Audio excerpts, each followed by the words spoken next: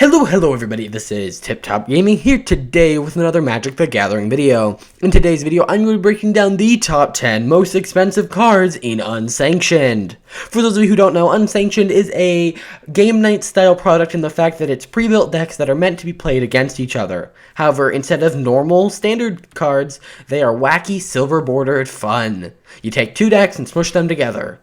Now, because this is pre-built, you get the same cards in every deck, and as such, the value is pretty low. So why don't we just break down what are the top 10 cards?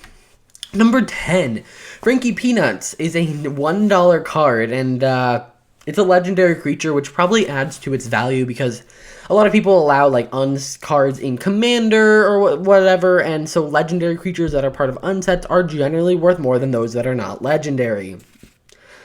Generally, it's fine.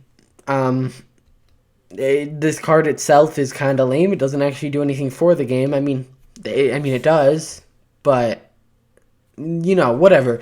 The card itself, I'm not here to judge each card. I'm here to talk about the prices and what they overall mean. So, number 9 is Blast from the Past, which, this is, again, a $1 card. Now, this one I can't justify by saying that it is because it's a legendary creature, but I think I can justify it because it is so weird. It's the old frame, which a lot of people like the old frame. It has a bunch of old mechanics. It's just a blast from the past, and I feel like things that are like references to the past generally do really well because guess what? People like the past. People like nostalgia. So, yeah, that's why I think this one is at such a high price point. Now, I say such a high price point. Now, these prices are all based on Card Kingdom prices, which are slightly inflated from what you could find them on eBay for. Also note, as we get into this, that you know, you kind of have to look at it and assume that all the cards are not going to be worth the value of the box. Now, because if you're selling them, at least. If you're buying them, they're going to end up costing more than the whole Unsanctioned, but if you're selling them, you're not going to get the same amount out. But we'll talk about that more in a little bit.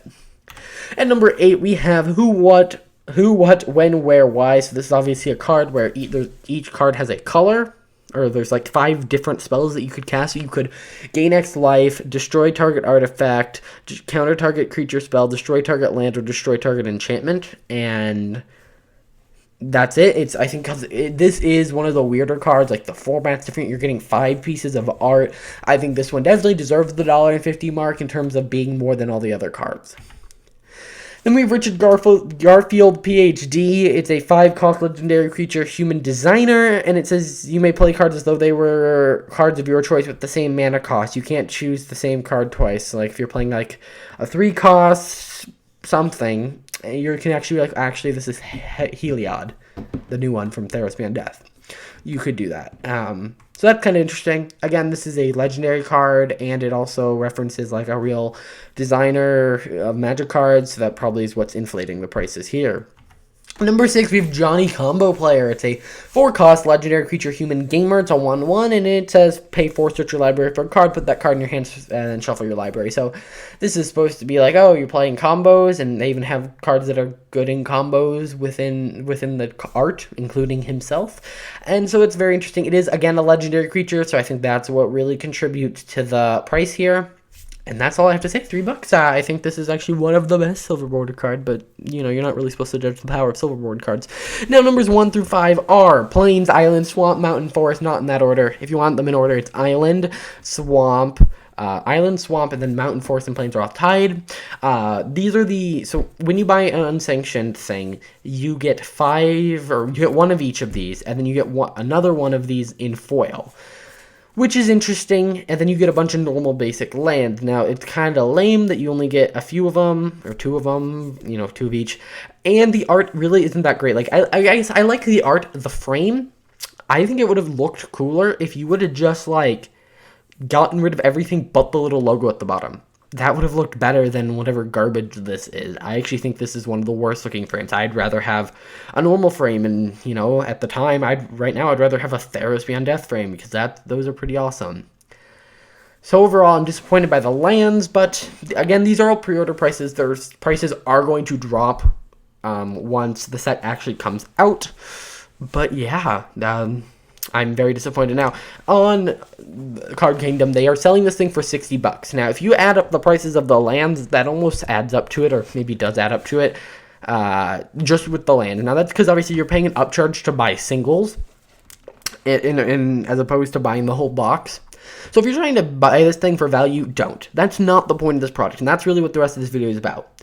The point of this product is not, hey, let's open this, get enough value out of it, and then sell it. You know, that's not really what it's meant to be.